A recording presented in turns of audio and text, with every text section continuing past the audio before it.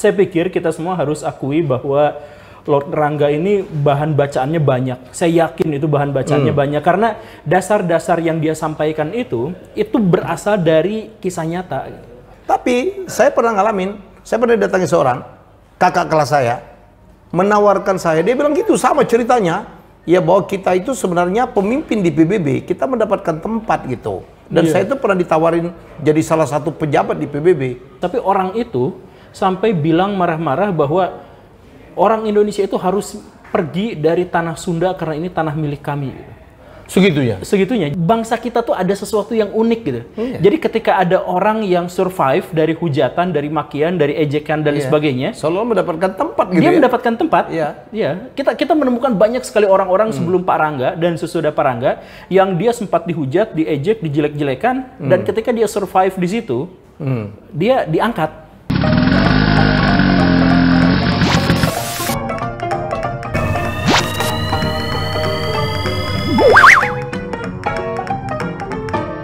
Kontroversi, toleransi. Jangan disingkat ya? Iya, jangan disingkat. Ya, masih dalam acara kontroversi toleransi. Jumpa lagi dengan saya dengan Kang Gembul. Guru Gembul. Kang Gembul salah, Kang Guru diprotes saya. Enggak, tapi saya nyaman dipanggil Kang nyamannya Guru. dipanggil Kang Guru kan gitu. Loncat-loncat. Oke, sebelum itu kita ingin mengucapkan innalillahi wa inna ilaihi raji'un ya. Meninggalnya seorang tokoh yang sangat kontroversial. Apapun apa yang beliau lakukan itu sudah mewarnai berita-berita Indonesia, yaitu Lord Rangga, ya, pendiri Sunda Empire. Ternyata namanya Edi Raharjo tuh, Kang. Dan orang ini Brebes ya? Orang Brebes. Makanya saya kan pernah ketemu dengan Budi Dalton. Oh iya. Itu main Sunda. Dia mah bukan orang Sunda itu banget. Iya, bukan orang Brebes. Kang Guru punya apa? Punya cerita apa tentang? Katanya sering ke kampusnya. Iya, dulu. Jadi waktu saya masih di kampus itu, saya dan adik kelas saya itu pernah beberapa kali lihat dia bersama kelompok besarnya itu untuk bisa bikin upacara, bikin apa. Kita nggak terlalu paham lah dengan apa yang mereka lakukan, tapi baris-baris apa seperti ormas-ormas seperti itu. Dan beberapa di antara mereka tuh congkak karena keyakinan seperti yang disampaikan Pak Rangga bahwa mereka itu bagian dari elit penguasa dunia, bahwa mereka memiliki akses terhadap senjata, teknologi, keuangan, dunia dan sebagainya. Jadi kalau misalkan kita deketin mereka tuh mereka minggir-minggir, ini ada acara PBB gitu atau yang semacam itu gitu. Itu di kampus saya dulu ada yang seperti itu gitu. Kita dulu nggak tahu itu bahwa ini adalah Lord Rangga sampai kemudian viral kan. Iya. Tapi sebelumnya memang sudah sempat beberapa kali ngelihat gitu aktivitas-aktivitas itu di sana begitu. Kang Guru percaya klaim yang dilakukan oleh Lord Rangga? Dia nggak klaim bahwa PBB apalagi itu ya, itu didirikan di Bandung ya kan. Kemudian Uncle Sam itu negara Amerika Serikat dimerdekakan oleh Banten gitu. Uncle Sam itu dari Sultan Abdul Mufakir apa kalau nggak salah. Apa sultannya Banten. Kang Guru percaya? Jadi saya pikir kita semua harus akui bahwa Lord Rangga ini bahan bacaannya banyak. Saya yakin itu bahan bacaannya banyak karena dasar-dasar yang dia sampaikan itu berasal dari kisah nyata. Berasal dari sesuatu yang nyata gitu. Misalkan Harassment 17 yang dia anggap dia adalah ketuanya, kemudian ya yang itu ada tuh ya?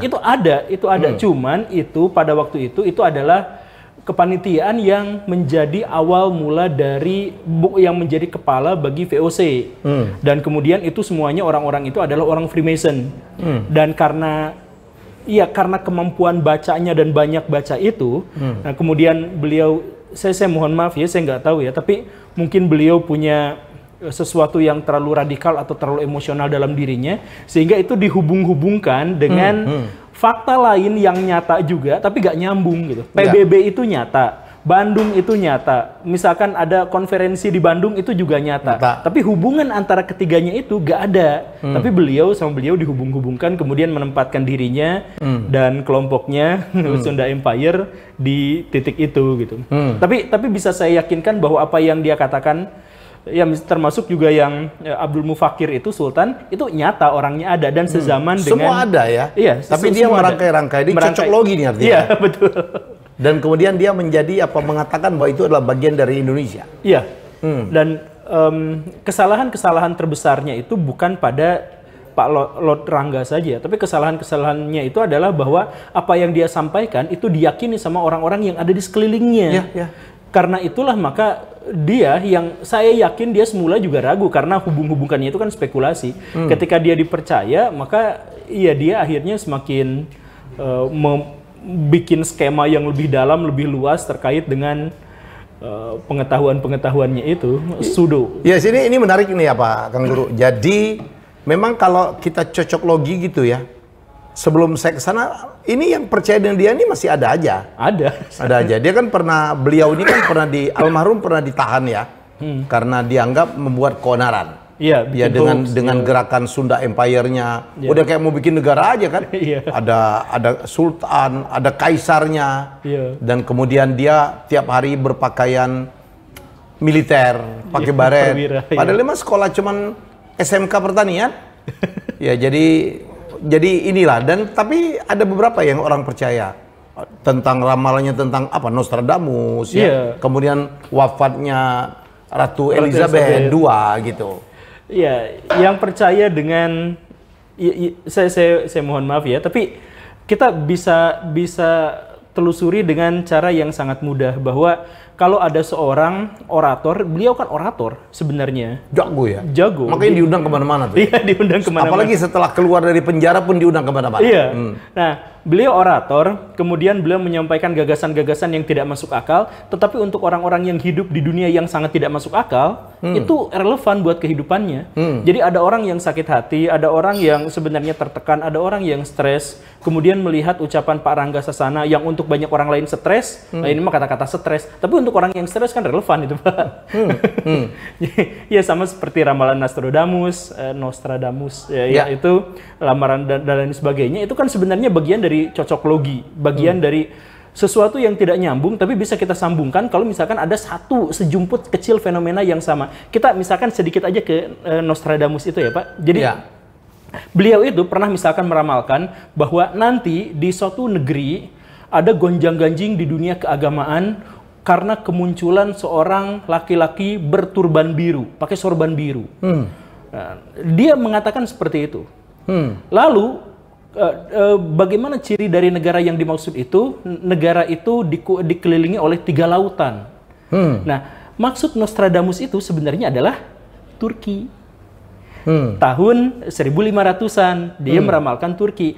Tapi gara-gara di situ namanya juga ramalan, tidak dihubungkan dengan tanggal, tidak ada tempatnya, tidak apanya. Banyak orang-orang Indonesia yang kemudian menghubungkan itu adalah Pak Habib Rizik misalkan yang merevolusi agama misalkan, atau yang membuat ke kondisi sosial agama di Indonesia yang jadi berbeda dan sebagainya. Dan Indonesia juga ada di antara 3 lautan gitu. Padahal kan 3 lautan itu Turki itu kan laut hitam, laut Mediterania, sama ada yang di sebelahnya itu laut Aegean ya. Aegean Sea. Iya, Aegean Sea. Nah, itu kan laut itu maksudnya. Tapi kan karena cocok logi itu dihubungkan dengan Indonesia. Kenapa? Karena banyak sekali orang-orang Indonesia yang over proud, yang merasa bahwa Indonesia itu harus dihubung-hubungkan dengan dunia. Pokoknya apa yang terjadi di dunia hubungkan juga di Indonesia. Kan Lord Rangga itu seperti itu kan. Amerika dihubungkan dengan Banten, sama Bandung. PBB dihubungkan juga dengan Indonesia.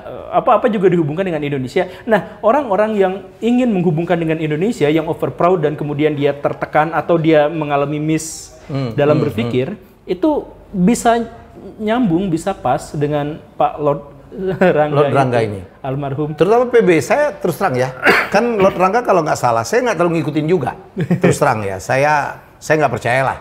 Ya, saya termasuk yang nggak percaya. Makanya banyak banget ya yang netizen yang minta saya mengundang Lord Rangga, karena saya kan banyak membahas sejarah ya, dan saya enggak lah, saya bilang saya. Tapi Bapak pernah, tapi kenapa Bapak nggak ngundang?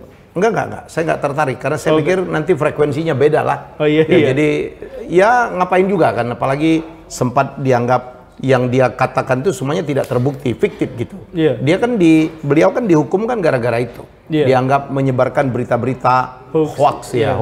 Tapi saya pernah ngalamin, saya pernah datangi seorang kakak kelas saya, menawarkan saya, dia bilang gitu sama ceritanya, ya bahwa kita itu sebenarnya pemimpin di PBB, kita mendapatkan tempat gitu. Dan saya itu pernah ditawarin jadi salah satu pejabat di PBB. Kartu ininya udah dikasih gitu. yang ujung-ujungnya minta duit gitu. Aduh, ya kan.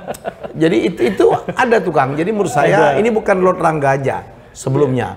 Diperkenalkan sama seorang si Mbah gitu, yang rambutnya putih. Saya udah bertemu orangnya. Orangnya di Bogor gitu, dan saya pernah, kan saya bilang waktu saya zaman nyalon pilkada itu kan saya didatangin orang-orang yang menyajikan dana. Malah dibilang, Pak Helmi kalau nggak jadi nanti kepala daerah, nanti bisa jadi pejabat di PBB gitu. Bapak kalau kasih itu dananya? Apa?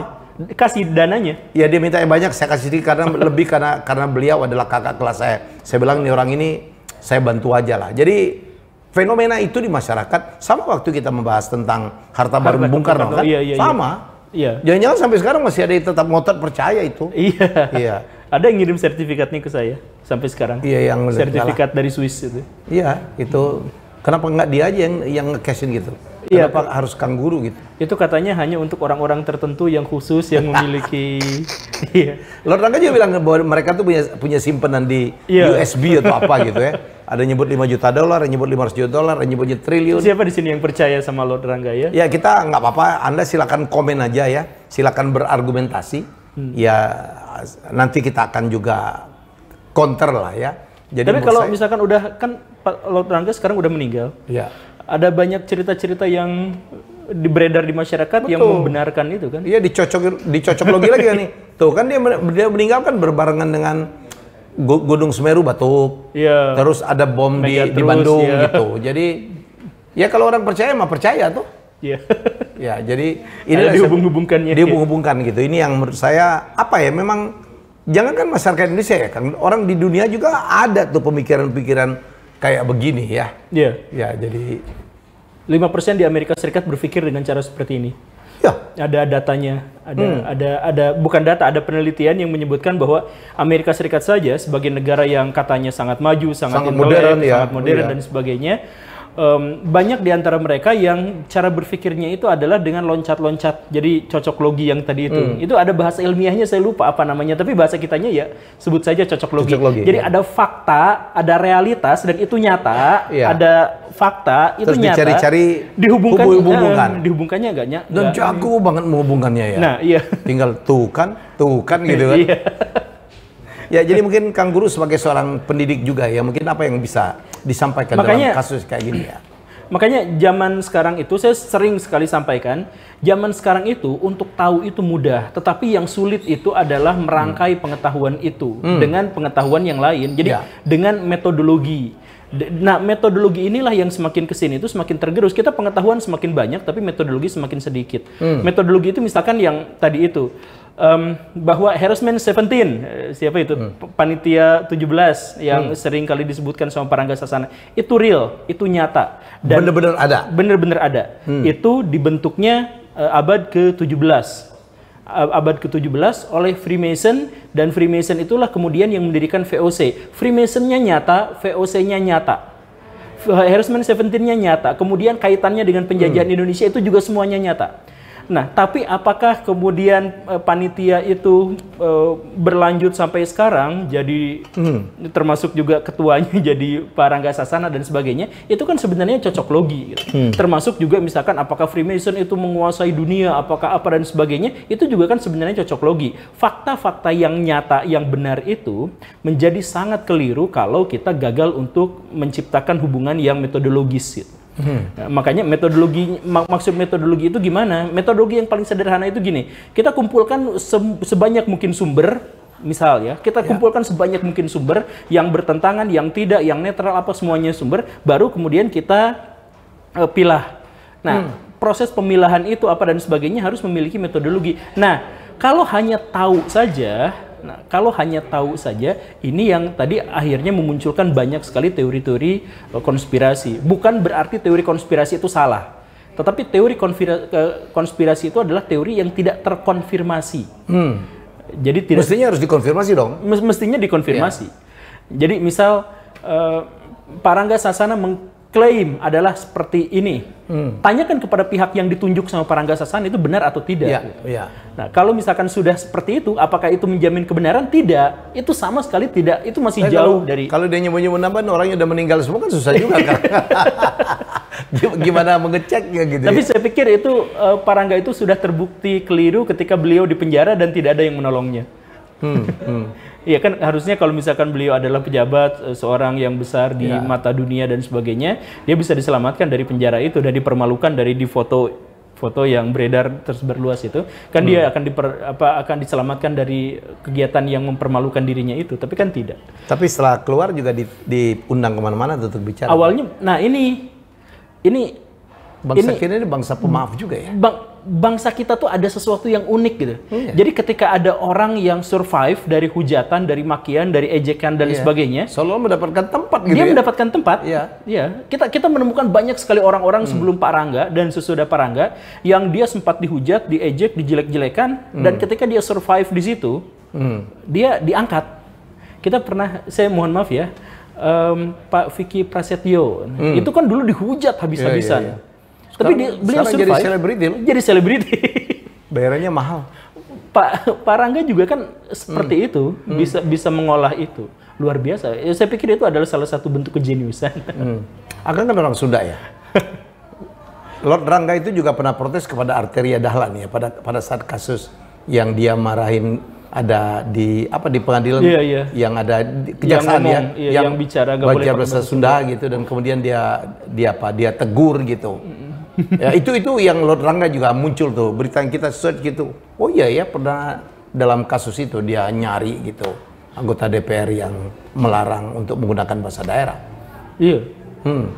Terus gimana Pak? Iya, kalau Akang sebagai orang Sunda, menurut saya bukan sebagai orang Sunda aja, saya pikir sih kita nggak mau ngedebat itu juga ya, ngapain juga ya. Itu biasa aja saya pikir ya. Biasa aja. Biasa aja, nggak sebegitu. Lagian kalau misalkan kita membicarakan itu, kita akan muncul etnosentrisme gitu kan, primordialisme kita itu akan muncul di situ. Jadi nggak usah ada bahasa Sunda mah, tuh bahasa Sunda itu sebenarnya juga sudah menjadi bahasa, kan itu penyusun bahasa Indonesia kan. Jadi ketika Pak Arteria Dahlan juga waktu dulu membantah itu, Pak Arteria Dahlan bilang jangan ujug-ujug ngomong bahasa Sunda. Lah itu pakai bahasa Sunda. Ujug-ujug Sunda. Ya tapi itu mah nggak usah diperpanjang lah, karena itu kan masalah. Tapi kalau sepakat, kalau dalam acara resmi gitu ya, mungkin kalau kita bergurau ya, mungkin itu sekali-sekali bertegur sapa di depan, saya pikir sih nggak ada masalah ya. Tapi kalau full dilakukan dalam salah satu bahasa yang bukan bahasa Indonesia, kita juga wajib untuk mengingatkan. Bukankah kita sudah menentukan bahasa persatuan kita lah bahasa Indonesia, gitu ya kan? Iya betul. Iyalah. Orang Sunda ketemu orang Sunda mah, kalau bahasa Indonesia mah kagok atuh. Betul ya? Iya. Saya juga kalau ketemu orang Palembang itu susah kan? Iya, kalau sama-sama orang Palembang itu susah gitu. Untuk tidak bahasa Palembang, minimal untuk waktu basa-basi. Iya benar. Ya, tapi kalau udah melibatkan orang lain, biasanya kita mencoba untuk. Ya itulah. Ya, makanya kemunculan Sunda Empire juga ya. Ada sebenarnya dulu tuh ada buku yang saya baca tuh yang judulnya tuh Bangkitnya Radikalisme Sunda gitu, yang ingin memperkuat identitas kesundaan di atas yang lain. Dan saya pernah diteror sama seseorang yang mungkin SMS-nya udah dihapus, tapi orang itu sampai bilang marah-marah bahwa orang Indonesia itu harus pergi dari tanah Sunda karena ini tanah milik kami. Segitunya? Segitunya. Jadi dulu itu kejadiannya waktu kasus Dr. Owen itu yang masalah COVID dan sebagainya, dia itu marah-marah ke saya, kenapa menghujat orang yang seperti itu? Ya saya bilang, yang menghujat itu bukan saya, tapi yang menentang itu adalah ID dan sebagainya. ID itu kan diakui sama pemerintah Indonesia. Kita harus menghormati pemerintah Indonesia. Saya bilang kan seperti itu. Pemerintah Indonesia dan siapapun yang Indonesia itu harus pergi dari sini karena ini dan sebagainya. Ada bukunya yang judulnya itu tentang kebangkitan radikalisme Sunda. Beredar. Bukunya tipis, kecil, sampulnya hitam kalau nggak salah. Nah, tapi salah satu perwujudannya kemudian adalah dengan diantaranya ya, di buku itu tidak ada, tetapi karakteristiknya diantaranya adalah dengan munculnya Sunda Empire. Ketika ada kelompok-kelompok yang ingin menegaskan superioritasnya atau berhalusinasi tentang bahwa dia itu adalah etnis yang superior dan sebagainya. Nah itu bawa-bawa nama Sunda Empire, kemudian bawa apa? Padahal orang Rangganya bukan Sunda ya. Iya, orang Brebes. Jadi kalau kita ngakuin itu, kita mundur lagi dong. Ya mundur lagi. Kekaguman dunia itu terhadap Indonesia terdiri dari sekian banyak kerajaan dulu ya. Iya. Indonesia kan terdiri dari demikian banyak kerajaan. Iya, betul. Kerajaan besar dan kecil, bahasanya beda-beda, sukunya beda, dan kita Kita memutuskan untuk bersatu, jadi gak usah mundur lagi. Mundur lagi lah ya. Apapun yang berusaha untuk mundur, saya pikir kita wajib untuk kita tidak setuju. Betul ya, Kang? Betul, setuju. Oke, kita udah cukup. Jadi kita membahas sekali lagi, kita mengucapkan doa yang terbaik untuk Lord Rangga ya. Jadi semoga beliau diterima di sisinya ya. Jadi amin. Sekali lagi terserah aja ya. Ada yang sampai sekarang masih percaya, ada juga yang tidak percaya, ada yang setengah percaya. Tapi kita diskusikan saja. Kita diskusi ini adalah komentar. Jadi komentar ini juga kaitannya masih di sini ada masalah konspirasi yang disampaikan oleh beliau dan ada beberapa fakta yang wajib kita ketahui ya. Sekali lagi ya, kita akhiri acara ini kontroversi toleransi. Kita jumpa dalam episode selanjutnya. Bye bye.